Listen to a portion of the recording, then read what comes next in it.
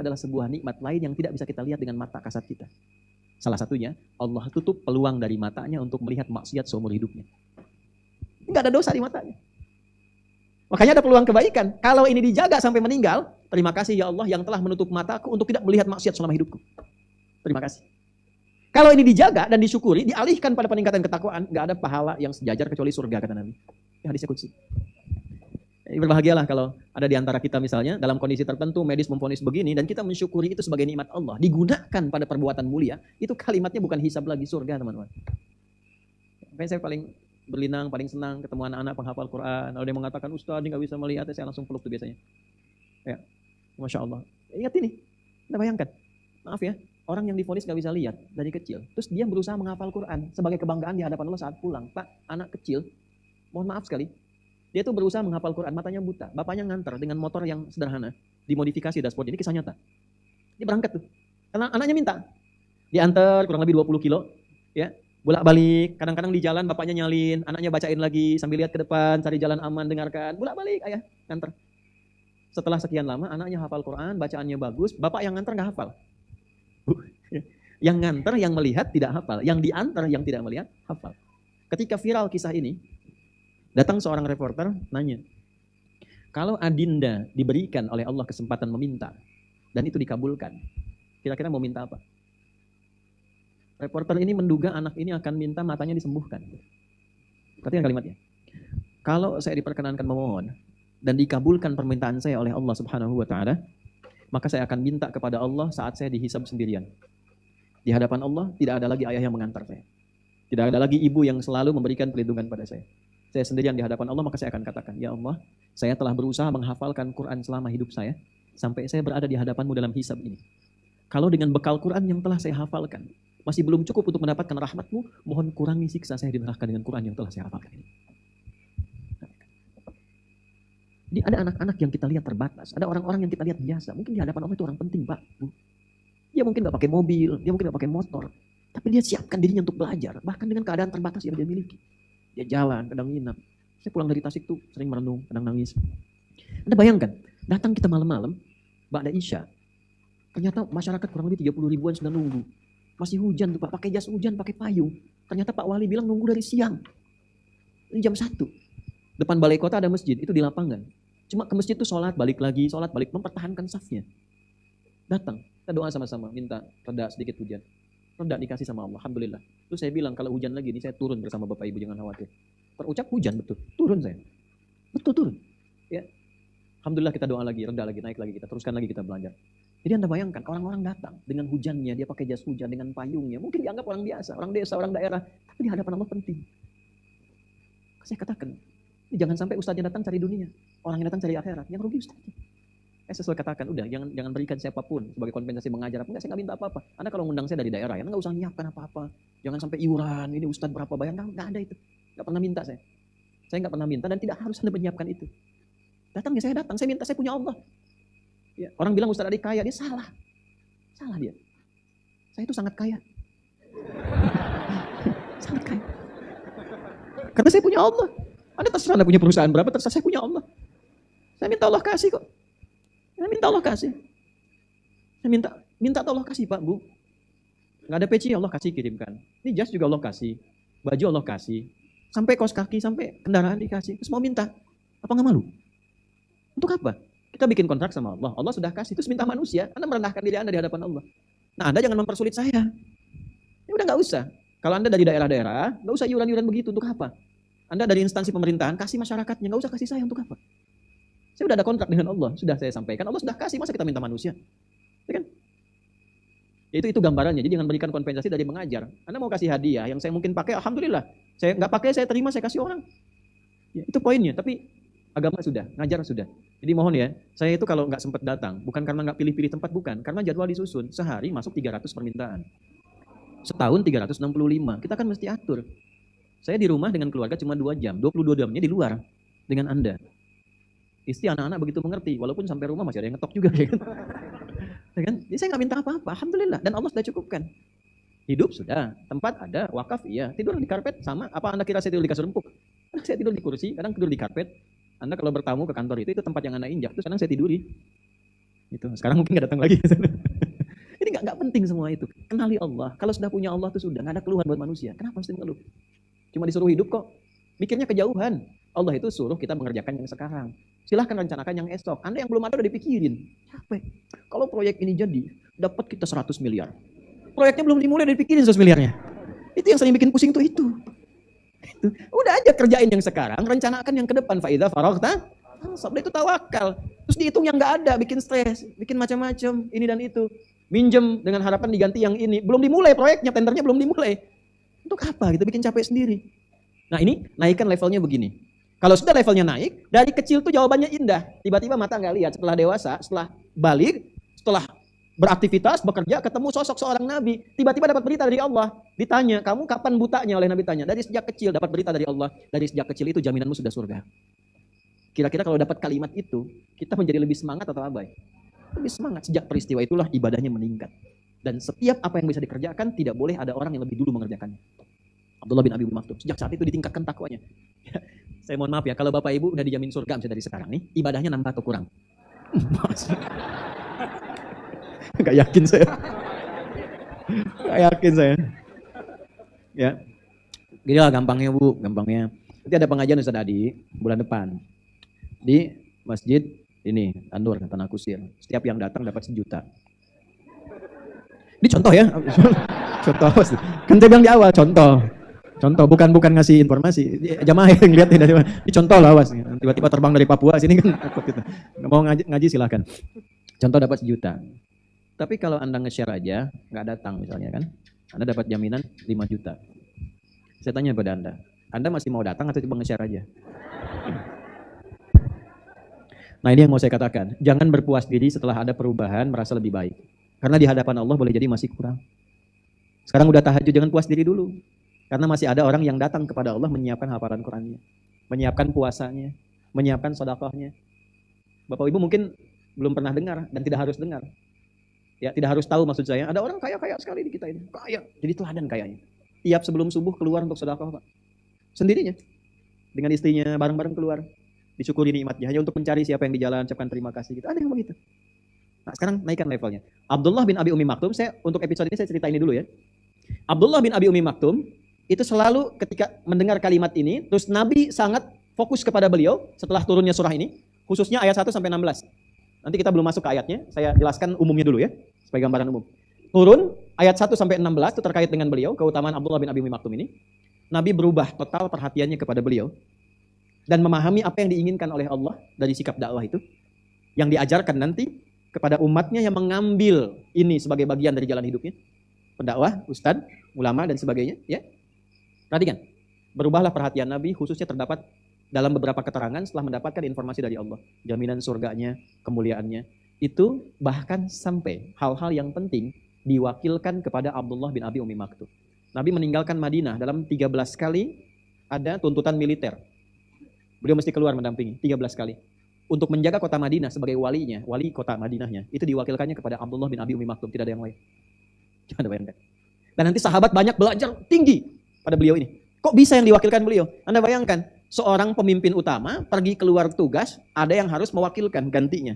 Yang dipilih itu bukan yang kelihatan sosok kuat, matanya melihat, kelihatan ilmunya bagus. Yang dipilih oleh Nabi yang langsung mendapat jaminan kebaikan dari Allah. 13 kali beliau menggantikan posisi Nabi sebagai wali kotanya Madinah. Ketika Nabi punya tugas keluar dari tugas-tugas militer. Tapi yang paling menarik, Allahu Akbar, Allahu Akbar. Siapa yang ngatain? Saya barusan ya. Bilal, saya Adi. Ya. Nah. Berarti udah mau selesai. Biasanya gini kalau udah mau selesai dong. Bilal adzan. Begitu adzan Bilal terdengar, jarak rumah beliau ke masjid ini, khususnya subuh itu tidak mudah. Dalam keadaan tidak melihat. Kadang beliau dengan tongkatnya mencari jalan, kadang kalau ketemu orang gandeng. Ingin ke masjid. Anda bayangkan, orang matanya, mohon maaf tunanetra, tidak melihat, dengar adzan, masih bergegas ingin ke masjid. Tapi nggak mudah, kalau zuhur ke asar bisa i'tikaf. Maghrib ke isya bisa i'tikaf. Subuh ke zuhur kan masih jauh. Kan belum seperti sekarang. Oh Anur Masya Allah, sebelum saya kesini toilet biasa-biasa. Setelah pengajian toiletnya lebih mengalahkan bintang 5 tuh belakang. Makanya ada yang senang posisinya dekat toilet tuh. Ada yang depan, enak, masjidnya bagus, nyaman, aksesnya luas. tetangganya toleran-toleran bagus. Zaman itu, ini belum ada listrik. Kalau subuh pasti gelap. Makanya di hadis-hadis yang sampai ke kita, waktu subuh itu selesai ketika terlihat wajah-wajah yang tampak. Dia kenal siapa di sampingnya jamaahnya. Oh ini sipulan-sipulan. Ketika waktu subuh habis, artinya saat masuk masjid itu gelap. Coba deh satu kali ya. Untuk warga sini aja yang ke masjid. Coba subuh-subuh gelapin semua tuh. Matiin tuh. Untuk tahu waktu aja, ya bukan untuk langsung mulai sholat, enggak. Ya, gelapin tuh supaya saat masuk itu gelapin aja dulu. Coba cek kenal enggak di sampingnya tuh. Saya ingin merasakan aura masjid di era Nabi. Matiin AC, gelapin semuanya tuh, masuk tuh. Silakan. Ya, pas mulai sholat matiin dulu aja. Ya, mulai sholat nyalain lagi, sholat matiin semua untuk merasakan sensasinya tuh. Ya, kalau ingin lebih lagi daripada itu, cari masjid yang pelepahnya misalnya dari kurma, tiang-tiangnya dari pelepah kurma. Kalau kita pelepah kelapa, atasnya daun-daun kurma. Kalau hujan pasti basah tanahnya, kalau panas pasti panas. Nah di kondisi itulah Abdullah bin Abi Umi Maktum datang ke Rasulullah. Ya Rasulullah, andi ya rukhsah kama qala. Ya Rasulullah, ini subuh saya agak susah. Maghrib ke Isya bisa i'tikaf, zuhur ke Asar bisa i'tikaf, subuh agak sulit. Penuntun tidak mudah ditemukan, berangkat gelap. Memang kalaupun terang beliau gelap juga kan, karena kan nggak melihat. Tapi maksudnya kondisi masih belum tiba fajar. Paham ya? Nah, jarak tidak mudah. Lihat kalimat Nabi, karena ini jaminannya dari Allah tadi, dan ini spesial. Nabi mengatakan kalimat, lihat kalimatnya. Atas ma'ul adhan, atau kama qala. Nabi bukan mengatakan di rumah aja, atau ya tetap ke masjid, tidak. Kalimat Nabinya atas ma'ul adhan, masih dengar adhan nggak? Kata beliau, bala ya Rasulullah, atau kama qala. Iya, madum tatas ma'ul adhan, atau kama qala, fa'addihi fil masjid. Fa'addiha fil masjid. Kalau Anda masih bisa dengar adhan, upayakan tunaikan di masjid. Misal Pak, dalam posisi itu Anda tidak melihat. Rumah jaraknya tidak mudah ke masjid. Rumah di sini, masjid di kuburan sana, tanah kusir enggak? Lokasi ya maksud saya. Lokasi di sana. Anda tidak melihat. Rumahnya yang Anda tuju ini, rumah Allah, masjidnya mohon maaf tidak seperti ini. Biasa saja, tiang-tiangnya pelepah batang dari kelapa, atasnya daun-daun, alasnya tanah.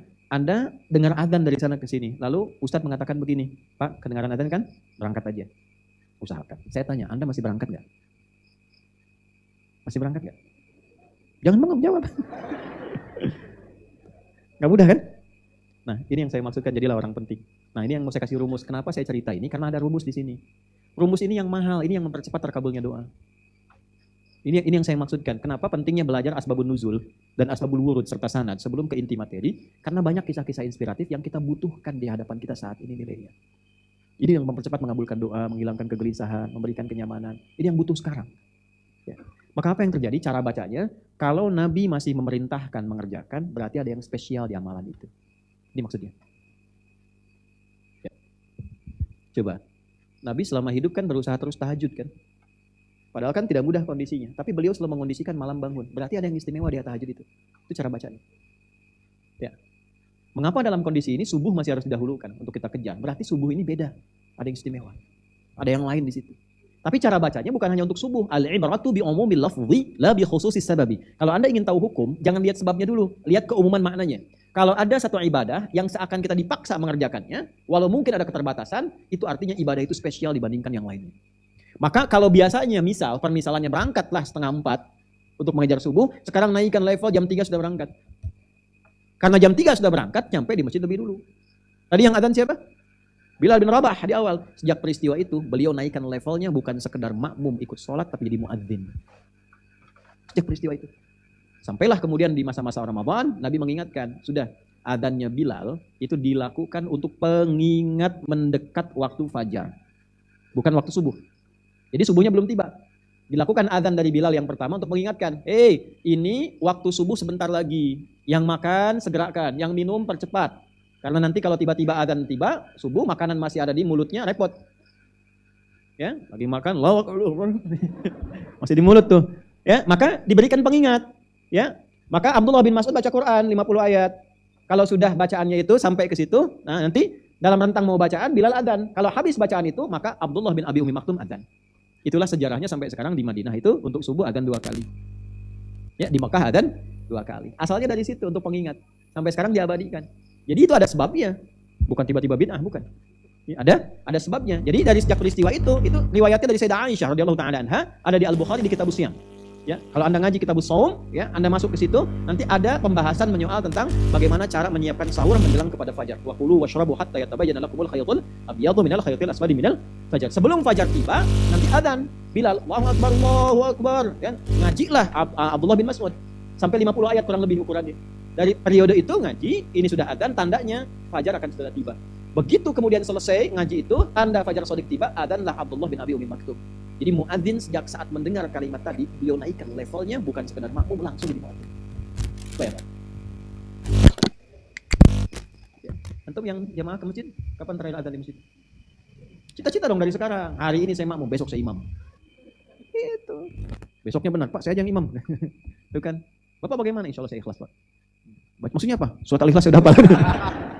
Siapin diri kita. Alhamdulillah. Kalau nggak ada imamnya yang biasa datang kan siapa yang imamin? Siapkan diri kita. Naikin levelnya. Naikin levelnya. Kalau muadzin nggak ada, siapa yang adzan? Ya kan? Jangan berpikir di rumah saja. Saat jamaah kita naikin level. Nabi menyampaikan keutamaan orang syahid. Orang syahid itu cita-cita hidupnya, beliau berdoa, ya Allah, saya ingin meninggal dalam keadaan syahid. Saya ingin meninggal dalam keadaan syahid. Mata tidak melihat, tapi pengen meninggal dalam keadaan syahid. Di era Nabi, tidak syahid. Era Abu Bakar, tidak syahid. Begitu era Umar datang, ada perluasan ke wilayah Persia, beliau mengajukan diri untuk tampil di situ, dandan yang rapi, mengenakan baju zirahnya, baju besinya, itu luar biasa gagahnya, dalam keadaan tidak melihat, langsung ditetapkan oleh Umar, beliaulah yang memegang panji dalam peperangan itu. Kan panji itu orang penting yang megang itu. Kan itu intinya dalam perang di kolosal masa lalu itu, panji itu paling utama. Jangan sampai kena musuh. Kan dua, satu komandan, kedua panji. Kalau komandan sudah kena dari pihak musuh, jatuh mentalnya, setelah itu biasanya kalah tuh lawannya. Yang kedua, panji diambil sebagai tanda bahwa telah dikuasai medannya. Makanya pemegang panji itu luar biasa, harus orang-orang hebat yang megang itu. Nah, ini yang mau saya sampaikan, satu hal yang penting. Ini mungkin untuk komandan-komandan, teman-teman kalau di tentara, di kepolisian dan sebagainya. Perhatikan cara Umar memilih orang-orang terbaik. Umar bikin pengumuman, namanya perang Qadisiyah waktu itu. Di rentang 636, 34, 36 Masehi lah. 636-an. Karena rajanya itu waktu itu 621 sampai 651-an hidupnya. Panglima perangnya Rustum namanya. Di Persianya, Rustum. Panglima perang di Islamnya namanya Sa'ad bin Abi Waqqas. Pemegang panjinya Abdullah bin Abi Umi Maktum. Kisaran 14 Hijriah, mau masuk ke 15 Hijriah. Ini terjadi Qadisiyah ini. Setelah perang Yarmuk itu kan dahsyat luar biasa. Ya. Terjadi ini. Umar bikin pengumumannya begini. Lihat baik-baik. Siapa yang merasa punya pikiran tajam, kekuatan fisik yang bagus, kemampuan kuda yang kuat, atau yang bisa mendonasikan untuk partisipasi dalam jihad fisabilillah, silakan menghadap pada saya. Maka semua berlomba termasuk Abdullah bin Abi Umi Maktum. Beliau membawa ketakwaannya. Saat yang lain membawa strategi, kepintaran, membawa kuda, harta, beliau bawa ketakwaannya. Datang bawa panji dengan baju zirahnya, maka dimulailah aksi militer ini. Kan masa-masa itu banyak peperangan. Mohon maaf, hari pertama kalah pasukan karena lawannya gajah. Dibawa kuda, sana pasukan gajah. Persia kan gajah. Hari kedua masih kalah. Hari ketiga, perhatikan baik-baik. Ini wasiat Umar yang dituliskan kepada Sa'ad bin Abi Waqqas. Ini kalau jenderal-jenderal, panglima perang, ya pangdiv, ya pangkoopsu dan sebagainya, bisa memahami ini luar biasa. Perhatikan 3 hal. 1, tulisannya. Kalau bahasa kita begini, ketahuilah wahai komandan, wahai jenderal, dia akan membawa pasukan. Pilihlah dan siapkan pasukanmu. Ini dalam bahasa saya yang dipermudah. Dengan kualifikasi sebagai berikut. 1, tingkatkan ketakwaanmu kepada Allah. 1. 2, pastikan prajuritmu tidak berbuat maksiat dan perbuatan-perbuatan menyimpang sebelum ia berangkat ke medan juang. Alasan Umar itu sederhana. Engkau datang itu untuk berjuang menegakkan kebenaran, sementara engkau bertindak yang tidak benar. Lantas apa bedamu dengan musuhmu? Tuh. Biasanya kan orang-orang berjuang, maaf ya, masuk ke militer itu kan pengennya menang aja, menang, dapat rampasan, menguasai medan, menguasai lahan kotanya. Di Islam tidak begitu. Anda walaupun harus mempertahankan wilayah, menjaga pertahanan supaya tidak diserang. Niatnya tuh mulia, tetap menjaga kedaulatan dengan niat ibadah kepada Allah, bukan menyakiti orang. Karena diserang kita bertahan.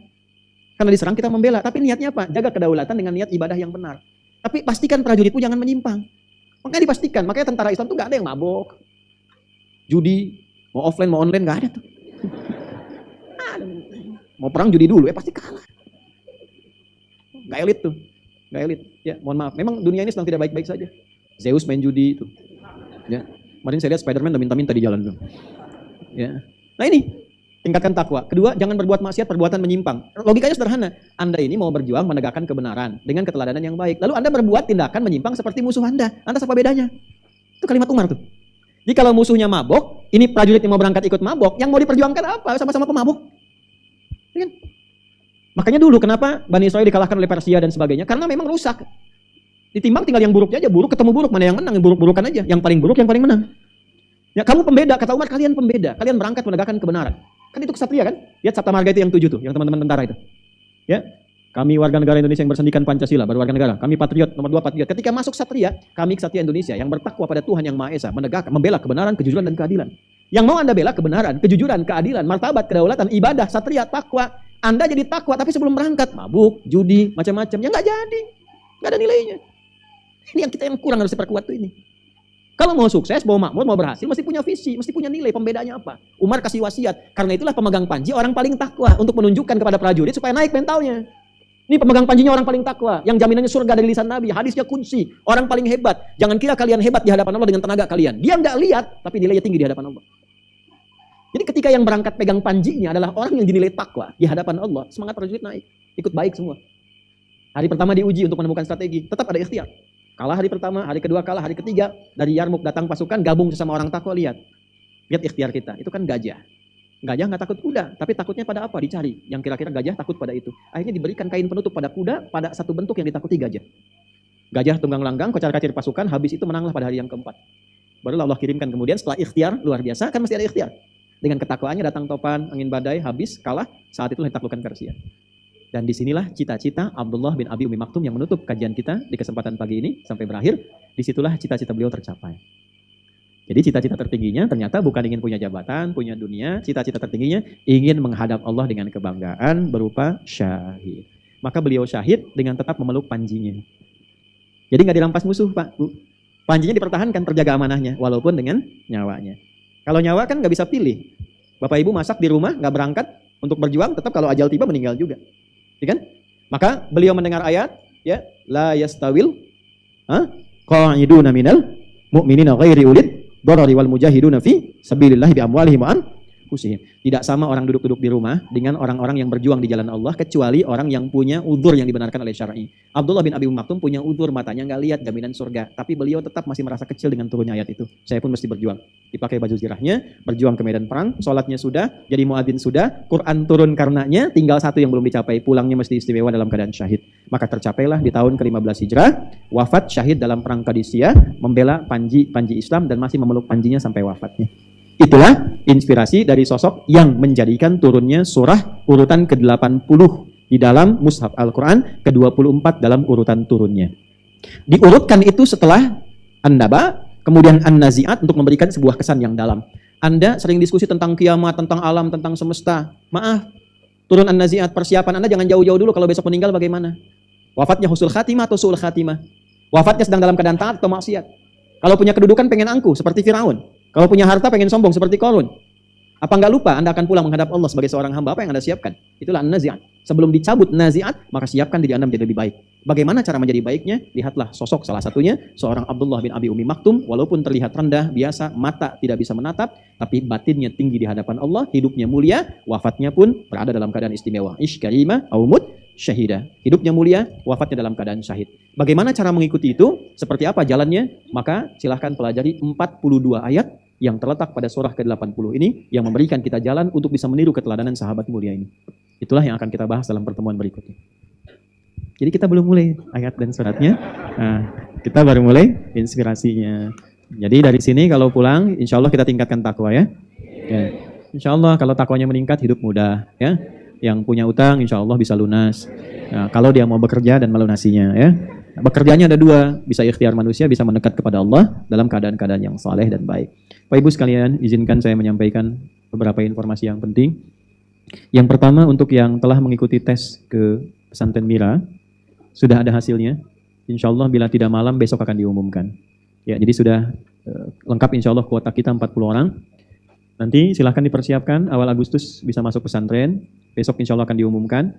Pertengahan Juli ustadz-ustadznya akan masuk, termasuk pembimbing. Adik-adik yang sudah masuk, orang tuanya mohon ingat pesan saya yang pernah saya sampaikan, tidak perlu bawa apa-apa. Di pesantren kami cukup bawa baju yang melekat di badan, satu aja itu, semua sudah disiapkan. Nanti akan ada yang menghubungi, ukuran pakaian, ukuran sepatu, jas dan sebagainya untuk laki-laki, itu semua disiapkan. Ya, semoga berkah, itu satu. Yang kedua, Bapak Ibu sekalian, saya mohon sebesar-besarnya. Kami menabung, mengumpulkan, dan teman-teman juga berinfak untuk mencetak buku hafalan Quran. Satu paket itu 3 buku. Alhamdulillah sampai sekarang nggak berhenti. Mungkin sudah ratusan ribu dicetak. Ya, alhamdulillah. Itu kami bagikan wakaf. Kalau sudah diterima, jangan dijual di Shopee. Tokopedia, dosa lo yang jualin buku wakaf tuh. Ya. Saya ingatkan. Saya nggak punya kepentingan. Sebab udah kita bagiin, udah dibagiin dijual. Jualnya berlebihan lagi ya. Nah, jadi dapatkan itu. Silahkan. Kalau mau tinggal minta. Ya, Anda mau ke Shopee, ke Sushi, ke macam-macam, tinggal datang ke KIAI, minta aja. Pengen buku hafalan Quran, itu dikasih, insya Allah.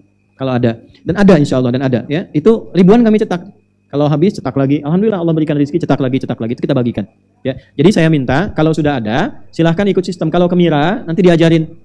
Sekarang ada polisi sudah menghafal, tentara menghafal, alhamdulillah, ya, umum menghafal. Biasanya kita kumpul setahun sekali di mana? Di Istiqlal, kemarin di Atin, ya, kita kumpul sama-sama untuk mendapatkan keberkahannya. Kita sebarkan. Insya Allah kalau ada di daerah-daerah, sampaikan aja. Nanti kita kontakkan ke timnya, nanti bisa dikirimkan. Nggak boleh beli, karena itu memang dibagikan wakaf. Gratis, nggak boleh dijual. Kecuali kalau ganti ongkos kirim nggak apa-apa. Ya, saya kira itu. Yang lain-lain kalau pengen tahu, ini ada Uwah Corner di samping, udah ada macam-macam. Yang itu juga insya Allah kembali ke kita untuk bisa manfaatnya lebih baik. Saya kira itu yang saya sampaikan. Mohon maaf bila ada hal yang kurang berkenan. Saya ingin ada dialog, tapi saya harus jadi saksi nikah. Takutnya nanti ada sesuatu yang kurang nyaman. Kita bersambung kembali, nanti akan diupdate untuk sesi ta'lim berikutnya. Terima kasih untuk perhatiannya. Kita akhiri dengan bermohon pada Allah.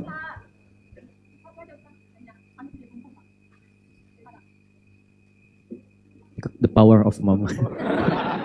Langsung Bu, silakan. Assalamualaikum warahmatullahi wabarakatuh. Waalaikumsalam warahmatullahi wabarakatuh. Kami sangat terima kasih kepada Bapak di perusahaan yang telah memudahkan anak saya 2 orang. Oh, itu lupain aja Bu. Saya udah nggak baik. Saya sudah berapa kali di Bapak Alhamdulillah. sekarang saya dibawa oleh adik saya. Insya Allah. Dengar ada Bapak yang akan di sini. Insya Allah. Kemudian yang ceritanya ini Pak, kebetulan anak saya kan jadi satu. Kemudian dia menjadi imam di salah tempat dia ngajar. Yeah. Kemudian ada dia terjemah itu komplain. Masa iya anak yang tidak bisa diri? Saya di imam. Yeah. Saya bisa jawab Pak. Mas tanya semua. Apa boleh diri imam? Benar dan tidak. Yeah. Itu yang pertama. Yang kedua Pak, saya bilang. Yang kedua, saya minta kepada Ustaz, tolong di sini punya adik Pak. Dia ingin sekolah di tempat tempat yang punya pesantren. Anaknya adiknya namanya Lutfi. Sekarang dia baru kelas 6. Baik. Sekarang kita mau kepada Bapak tolong beri dia masih bisa undangan ke tempat Bapak yang punya pesantren itu. Sekarang dia baru kelas 6. Baik. Saya mau kepada Bapak tolong adik ini Bapak terima tempat Bapak yang punya pesantren. Kebetulan ini adiknya dia Pak. Baik. Terima kasih. Assalamualaikum warahmatullahi wabarakatuh. Waalaikumsalam warahmatullahi wabarakatuh. Yang pertama kepada Ibu dan seluruh jamaah yang datang dari tempat yang berbeda-beda. Semoga Allah memuliakan Bapak Ibu seluruhnya, mengganti seluruh investasi waktu, tenaga, jaraknya dengan kebaikan-kebaikan yang berlipat. Saya tidak bisa memberi apapun, itu yang pertama saya sampaikan. Termasuk Ibu dari Payakumbu. Payakumbu itu luar biasa, apalagi sekarang aksesnya terputus. Karena Ngarai Sianoknya kan kena itu ya. Jadi harus berputar, kalau nggak lewat Solo, itu lewat Pekanbaru. Lewat tol kurang lebih 3 jam sampai Kelokan 9 itu baru bisa ke Bukit Tinggi. Dari Bukit Tinggi kan sana lagi. Payakumbu, Kabupaten 50 Koto, ke Harau ke sana. Itu tidak mudah. Semoga Ibu dan jamaah lain dimuliakan oleh Allah. Yang kedua, kalau ada apapun yang pernah saya berikan, itu bukan dari saya, jadi lupakan saja. Saya cuma titip doa saja supaya Allah mengampuni saya. Saya pun sudah lupa Bu. Kalau sudah lupa itu suka nggak ingat.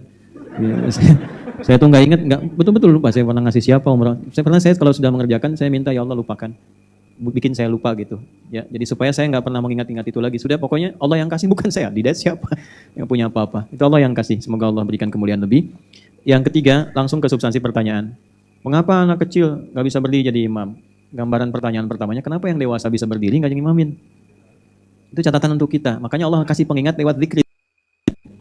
Zikir itu pengingat. Kenapa Anda nyoal seorang anak ahli Al-Quran, dia yang ngimami Anda yang belakang merasa punya kelebihan, bisa berdiri, tapi Anda sendiri tidak mengoptimalkan dan memantapkan diri Anda untuk pantas jadi imam. Sampai Allah kirimkan sosok lain untuk bisa mengingatkan Anda, dan namanya pengingat. Itu sebelum ke hukum ya. Jadi fikih dakwah itu didahulukan sebelum fikih hukum. Ya, ada tetangga tidak ke masjid, apa hukumnya? Nah, jangan dulu fikih, bakar rumahnya. Apa? Jauhin tuh yang begitu tuh. Hukumnya ajak dia ke masjid. Kecuali masjidnya bermasalah dan sebagainya, sehingga menjadikan dia itu enggan ke masjid dengan masalah yang dibenarkan secara syar'i. Nah, dalam kasus ini tidak ada halangan Bu. Kalau anak ibu memenuhi kualifikasi sebagai seorang imam. Ya, sekarang gini, lihat di jamaahnya dulu. 1, faktor keilmuan. Dahulukan. Sebelum faktor usia. Standar usia itu baligh nanti ya. Standar usia apa? Baligh. Nanti dari yang baligh ini, siapa yang keilmuannya paling baik? Menguasai hukum fikih salat. Menguasai hukum bacaan tajwid. Ya. Bacaan tajwidnya bagus, Qur'annya merdu, tapi hukum salat nggak hafal. Ya, ini berbahaya. Jadi begitu salat nanti salah, subhanallah, malah diam aja. Itu kan? Subhanallah, diam aja gitu kan. Subhanallah, diam aja. Ya. Oh salah, nah, dia nengok ke belakang, yang benar apa? Batal semua sholatnya. Ya. Nah, jadi yang pertama satu, dari yang balik itu keilmuan dulu. Nanti standar keilmuan itu, yang kedua bacaan. Ya. Kalau ada misalnya hafal 30 juz, yang kedua hafal juz amma, tapi ilmunya lebih tinggi, paham fikih salatnya, dahulukan juz amma. Bukan yang 30 juz. Jelas? Baik, tapi dalam hal ini ada anak sudah baligh misalnya, hafal Quran, paham fikihnya di atas jamaahnya, maka dia layak untuk mengimami. Turunan fikihnya, anak itu duduk. Bagaimana makmumnya? Kan urutan pertama berdiri. Ya kan? Fa idza qadaytumus salata fadhkurullaha qiyaman wa qu'udan wa 'ala junubikum. Ukuran pertama itu berdiri, tak mampu berdiri, duduk, tak mampu duduk, berbaring. Kalau imamnya duduk, makmumnya bagaimana? Makmumnya duduk. Makanya ngaji. Ngaji. Kalau nggak ngaji kelihatan aneh. Itu makanya ngaji supaya paham. Gitu kan? Tapi unsur itu menjadi unsur darurat. Karena kondisi nggak bisa berdiri kan? Nggak bisa berdiri duduk. Nah ketika imamnya duduk, makmumnya ikut duduk. Nah ini standarnya. Tapi supaya nggak kelihatan aneh dan sebagainya, oh bid'ah masjidnya gitu kan, makmumnya duduk semua dan sebagainya. Nah maka dari itulah belajar. Makmum ikut belajar. Saya sarankan zikri mengajari makmum untuk kajian-kajian hafalan Quran. Bimbing calon-calon imam di situ. Walaupun zikri tidak menjadi imam misalnya di masjidnya, dia jadi imam di rumahnya, supaya menjaga kondisi jamaah. Nggak yang belum paham ilmu, Bu. Kalau yang sudah tahu, jamaah satu saf tahu, ikut duduk ikut. Tapi ada orang baru lihat ke situ nggak paham hukum, bid'ah di masjid. Nanti yang kenapa ya kumbuhnya? Pak ya kumbuh ada masjid bid'ah misalnya kan, jadi dapat semua tuh. Maka yang terjadi apa? Alihkan, naikkan status zikri, jadi apa? Jadi pengajar Quran di situ untuk mencetak imam-imam masjid di situ. Jadi jawabannya bagaimana? Wah, nah itu kok nggak bisa berdiri jadi imam. Balik, Pak, boleh nggak kalau saya mencetak imam di sini kalaupun saya nggak jadi imam? Saya buka untuk ngajar Quran, saya terima Bapak sebagai murid pertama yang belajarnya. Ibu ya, yang lain silakan belajar. Jadi di situ pahalanya dapat dua. Ketika ngimami karena zikri yang ngajarkan dia jadi imam, maka setiap jadi imam, zikri mendapatkan pahala dari keimamannya. Tuh. Padahal dia nggak jadi imam, tapi dapat pahala dari imamnya. Naikkan levelnya. Jadi ibu berbahagialah, tidak ada yang tidak istimewa ketika Allah berikan sesuatu pada kita semua. Jelas sampai sini? Nah, nanti tolong lihat hukum umum, hukum khusus dan prioritas. Ini belum tuntas ngaji fikihnya ya. Ini hanya sebagai pembuka untuk jawaban. Yang terakhir, ibu, saya membuat standar yang sama untuk semua siswa yang akan masuk ke ma'had. Pesantren kami didirikan hanya untuk mencetak ulama, tidak yang lain. Sudah banyak pesantren, kalau mau bikin pesantren sudah banyak. Kami hanya cetak untuk ulama saja. Jumlahnya 40 orang. Tidak ada di situ timbangan-timbangan, maaf sekali, statusnya apakah anak pejabat, punya harta ini, itu tidak ada standarnya. Standar yang kami buat, anak itu ingin jadi yang ulama, dan dia lulus dalam tes. Tesnya nggak susah kok, Bu. Tidak susah tesnya, gampang. Mau laki-laki, mau perempuan, boleh. Hafal Quran, 30 juz, ada tes tulis, ada tes lisan. Yang tes lisan itu langsung saya. Nanti kuota dibuka kalau di luar sekolah yang kami dirikan. Masuk ke situ, itu urutan standarnya dari sekolah yang kami dirikan dari usia 3 tahun. Kami bikin sekolah, nerima murid dari usia PAUD 3 tahun sampai S3 pendidikannya. Hanya 40 orang. Dari kuota ini kalau ada kelas 6 misalnya tidak mencapai 40, taruhlah hanya 30, berarti baru dibuka 10 orang dari luar untuk masuk. Nanti dibuat tes, standar tesnya standar yang kelas 6 ini. Nanti dibuat kemudian standarisasi selama setahun supaya ikut dengan yang kelas 6 ini. Karena kemampuan 6 ini bukan hanya Quran. Mereka hafalan Qurannya bukan hafalan yang kayak kita sekarang, Bu. Mereka sudah coba sebutkan ayat di Quran dari mulai A, dari mulai Ba, dari mulai Ta, Ti, Tu, dan seterusnya. Nanti Pancasila bacakan. Sila pertama apa dalilnya di Quran? Sila kedua apa? Sila ketiga apa? Bacakan Sabta Marga yang di tentara. Apa ayat Quran terkait itu? Anak-anak sudah belajar itu. Ya. Itu dari SD 30 juz. Nanti yang sekarang mau masuk pesantren kami terima. Kemarin daftar itu 400 orang untuk kuota 14. Diterima lulus 89, diterima 39, diterima 24, tes terakhir tinggal 22. Nanti yang diambil 14 untuk melengkapi yang tadi. Setelah masuk 14, nanti ada orientasi selama setahun. 6 bulan untuk Quran, 6 bulan untuk adaptasi ilmu. Kami ajak terbang pakai pesawat supaya tahu cara naik pesawat bagaimana, masuk nginap di hotel. Selesai nanti ke Mesir sebulan. Kita beli properti, mereka sebulan itu gratis semuanya. Sebelum mulai belajar di wisuda di Mekah, di Madinah, umroh dulu. Baru balik. Nah, gampang syaratnya, ikuti tesnya, silakan. Kalau tes lisan dengan saya nggak macam-macam. Kemarin ada ibu-ibu, bapak-bapak, hafalkan Quran, siapkan hadis, sejarahnya. Saya cuma tanya, kalau ke pesantren hanya jadi ulama, kalau nggak jadi ulama mau atau tidak? Cuma jawab mau dan tidak. Setahun nggak boleh ditengok orang tua, nggak boleh ditelepon, nggak boleh di WA, mau atau tidak? 6 bulan pertama makan ikan asin dan kecap, mau atau tidak? Alhamdulillah dari yang daftar itu banyak nggak lulusnya. Karena bukan faktor nggak hafal Quran, faktornya nggak mau makan ikan asin, faktornya nggak mau ditengok, tidak ditengok orang tua, gitu ya. Nah dari sekarang coba kasih tahu anaknya. Kalau nanti dites Ustadz, nah jawabannya mau aja. Ya, mau semua. Saya kasih bocoran dari sekarang. Nanti pas ada tes saya ganti soalnya. Demikian Ibu ya. اللهم تقبل منا إنك أنت السميع العليم وتب علينا إنك أنت التواب الرحيم اللهم فقهنا في الدين وعلمنا التأويل واجعلنا من أهل القرآن واجعل القرآن صاحبا لنا في الدنيا وشفيعا لنا في الآخرة يا أرحم الراحمين ربنا آتنا في الدنيا حسنة وفي الآخرة حسنة وقنا عذاب النار وصلى الله على سيدنا محمد وعلى آله وصحبه أجمعين وآخر دعوانا سبحانك اللهم ربنا وبحمدك أشهد أن لا إله إلا أنت نستغفرك ونتوب إليك وانصرنا وانصر إخواتنا في فلسطين يا أرحم الراحمين وآخر دعوانا الحمد لله رب العالمين. Terima kasih. Sebelum saya tutup dengan salam, saya mohon dengan sangat, saya menjadi saksi nikah, ini sudah lewat betul jam 10, mohon saya berikan akses untuk bisa masuk kendaraan dan langsung berangkat. Assalamualaikum warahmatullahi wabarakatuh.